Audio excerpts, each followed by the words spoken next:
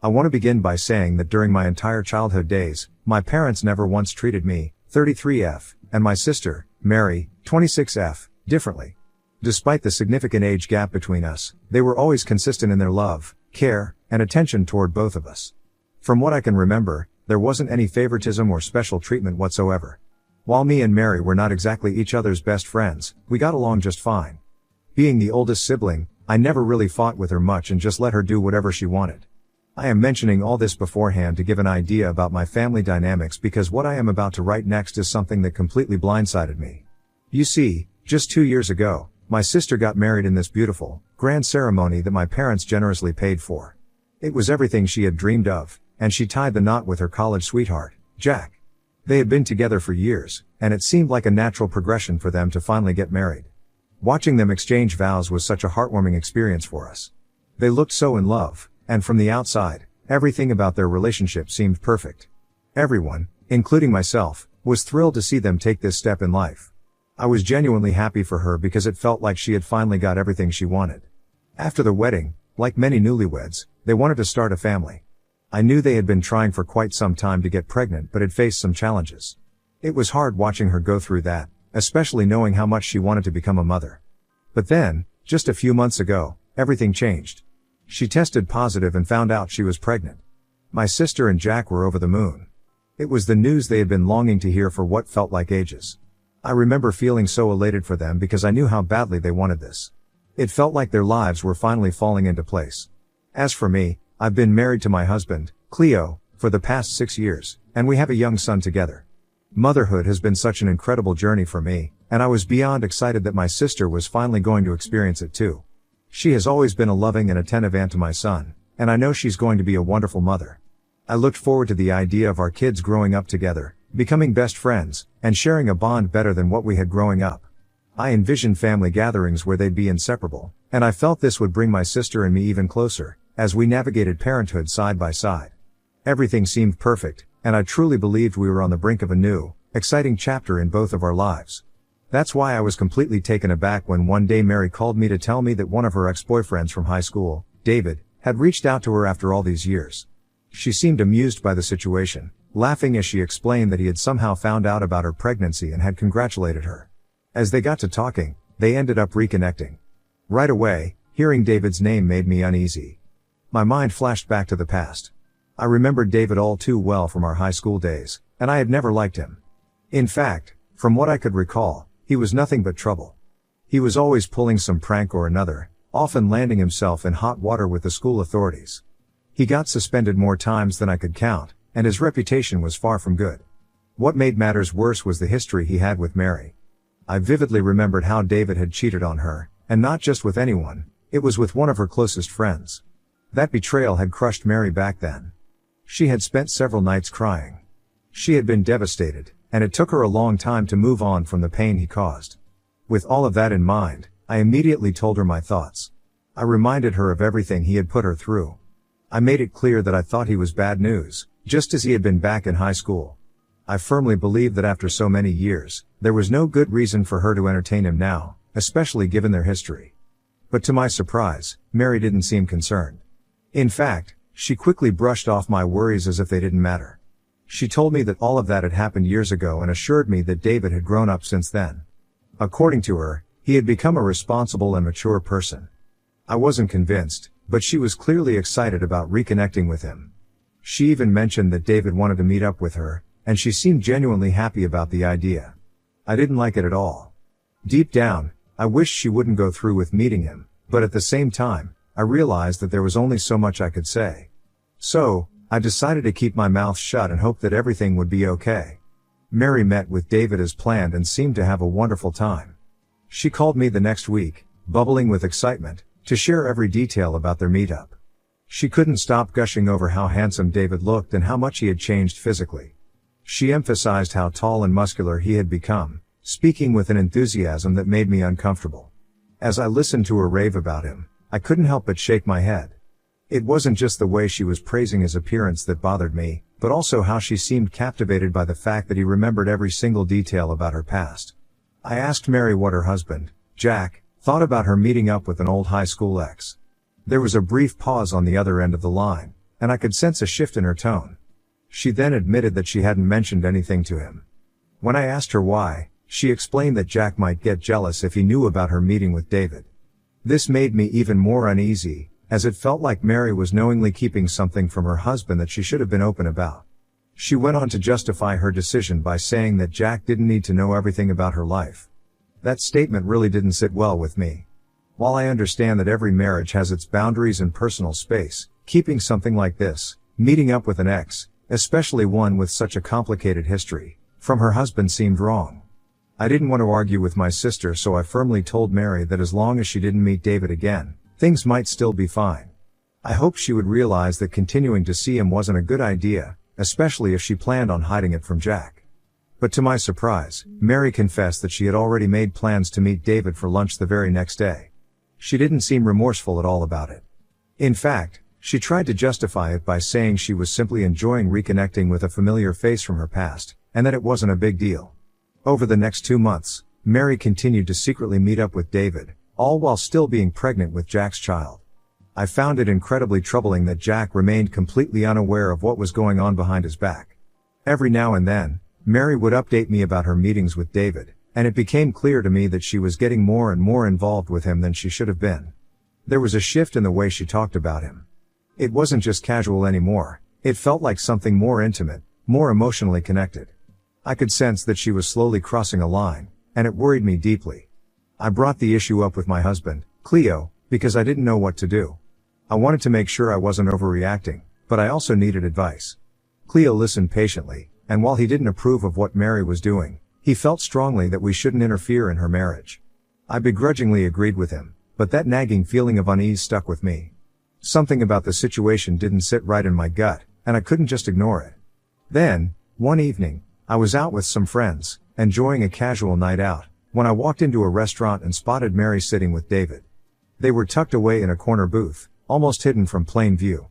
At first, I didn't want to believe it was them, but as I got closer, there was no mistaking it. My heart sank as I watched my sister, completely unaware of my presence, sitting there with David.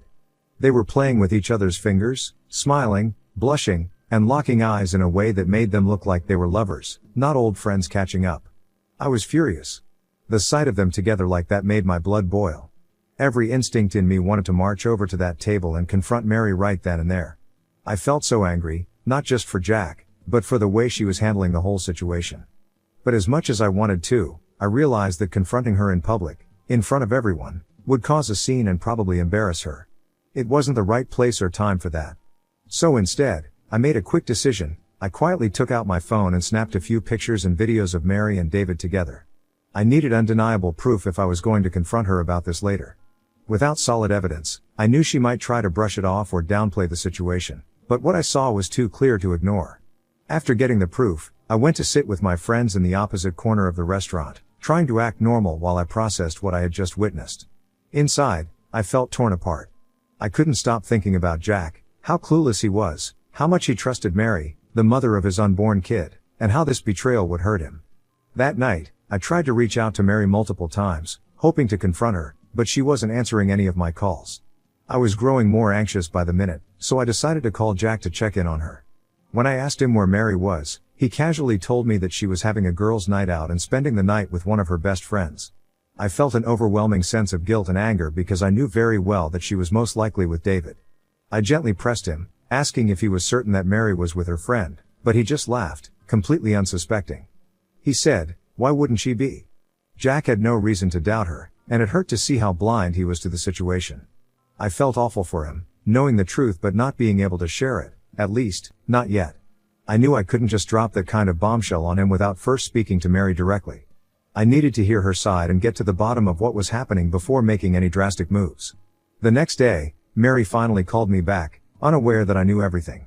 She sounded normal, even cheerful, as if nothing was wrong. I decided to test the waters by asking her what she had been up to the previous evening. Without hesitation, she started to lie, telling me she was out with her best friend, having cocktails. I could barely contain my frustration as I listened to her fabricate a story, pretending as though everything was fine. I scoffed and bluntly told her to stop lying to me. I didn't beat around the bush. I told her that I had seen her with David at the restaurant last evening. There was a pause on the other end of the line, and I could hear her breathing heavily.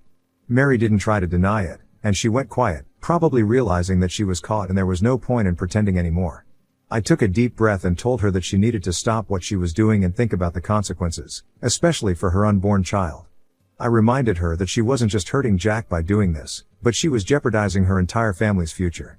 I was firm in telling her that whatever was going on with David needed to end immediately. I could tell she was rattled by my words, but whether she was truly remorseful or just caught off guard, I wasn't sure yet. All I knew was that I couldn't let her continue this affair in secret, and it was up to her now to decide whether she was going to make things right or let everything fall apart. However, Mary became defensive and angry. Her voice grew sharp as she told me that I had no right to lecture her about her life.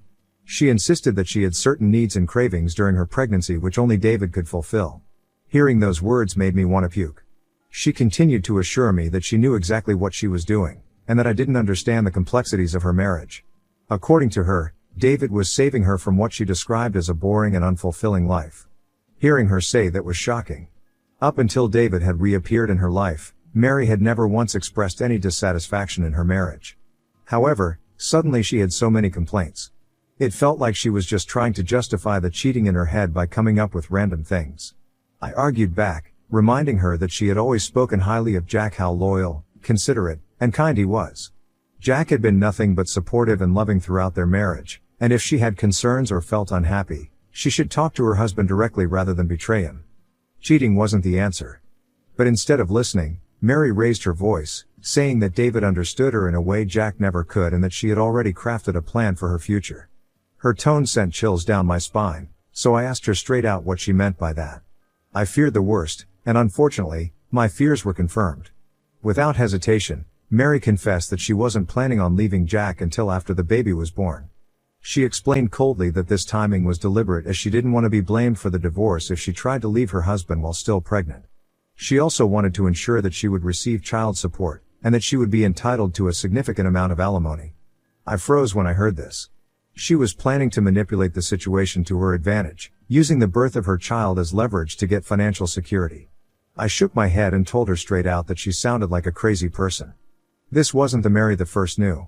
It was like I was talking to someone I didn't even recognize. I reminded her again of how loyal Jack had been to her throughout their relationship, how he stood by her through thick and thin, even during the tough times. But Mary continued to argue that although she loved Jack, it wasn't in a romantic way anymore and that their relationship had grown old and stale. She said she needed to feel something exciting again, and that's what David gave her. He made her feel alive in a way Jack no longer did.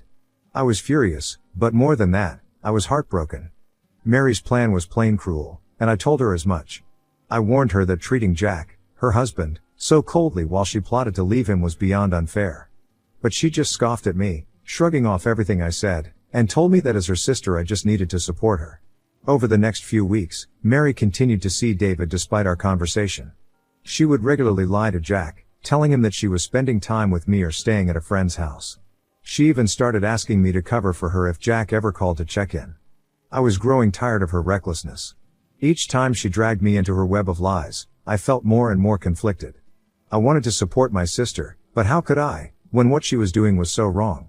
Her behavior wasn't just hurting her marriage, it was putting me in a terrible position too. I didn't want to be an accomplice to her deceit. Then, out of the blue, Mary announced that she had planned a baby shower to celebrate her baby's upcoming arrival. I almost couldn't believe her audacity. How could a woman who was having an ongoing affair with another man, while pregnant with her husband's baby, think about throwing a baby shower and act like nothing was wrong? When I arrived at the baby shower, I was struck by how normal everything seemed on the surface. Mary and Jack appeared happy, and if you didn't know the truth, you'd think they were just a regular, loving couple about to welcome their first child into the world. Mary acted as if she had no care in the world, completely ignoring the fact that she was having an affair.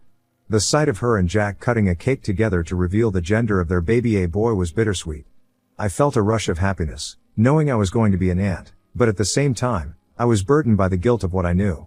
Jack was standing there, excited about their future together, completely unaware of the betrayal happening right under his nose. It was heart-wrenching. Then, in the middle of the shower, I noticed Mary excusing herself to take a phone call. She disappeared into the other room, and when she returned, she casually told me that it had been David on the phone.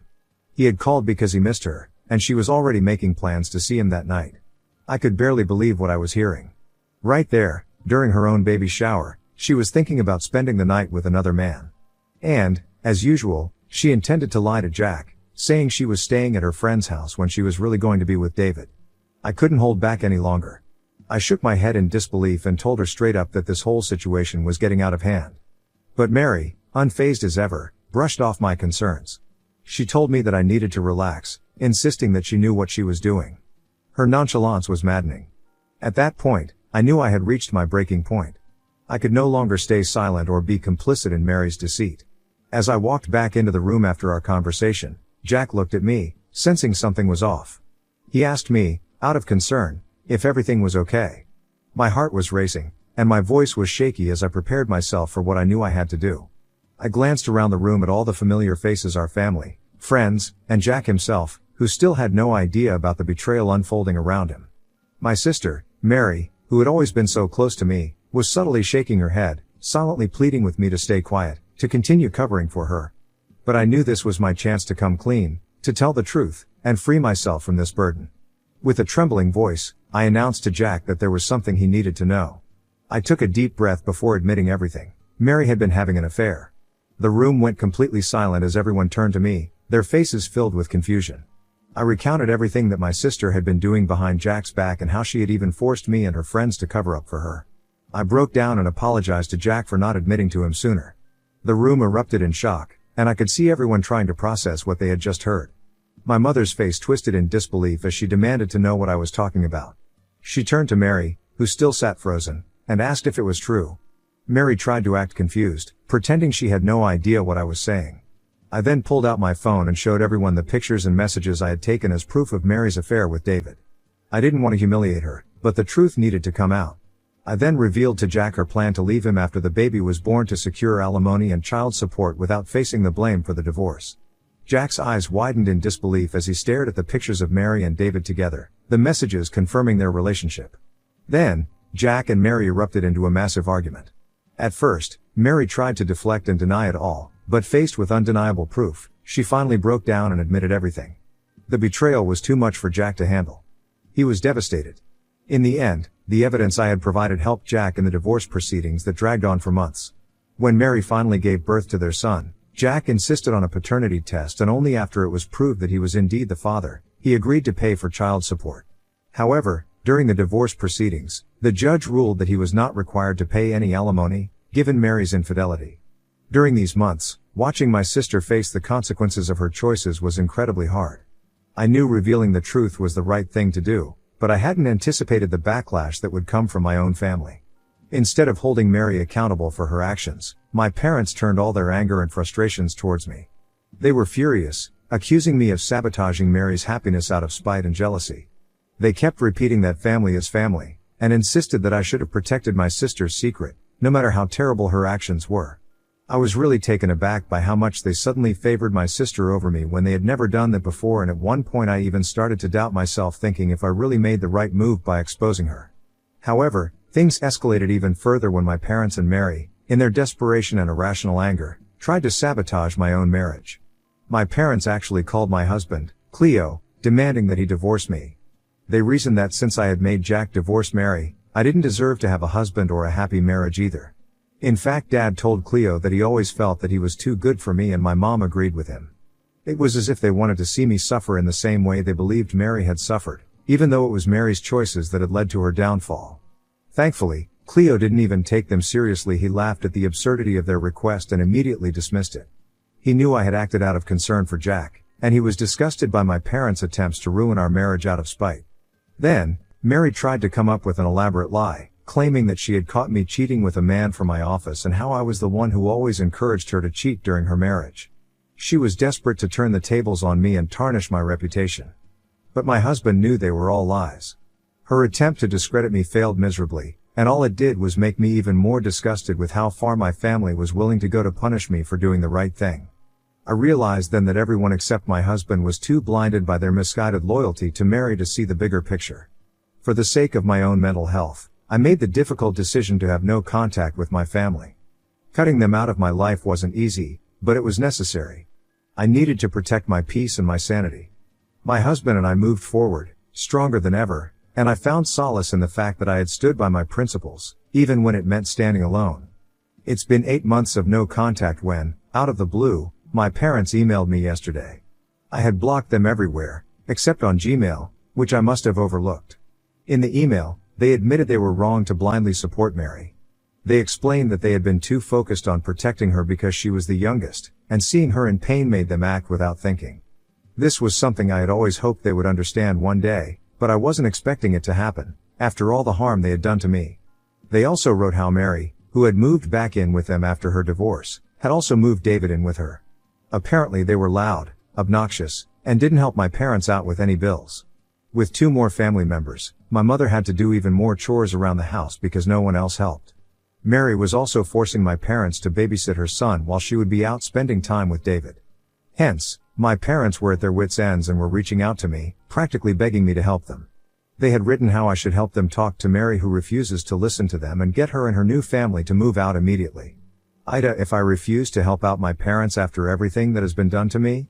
Update 1. Here's what I think. After everything that's happened, I think my parents are only reaching out to me because they know I am the only person who can help them out and they have no one else to turn to. However, I am not too keen to help them. These were the same people who had turned their backs on me, tried to ruin my marriage, and called me a traitor just for telling the truth.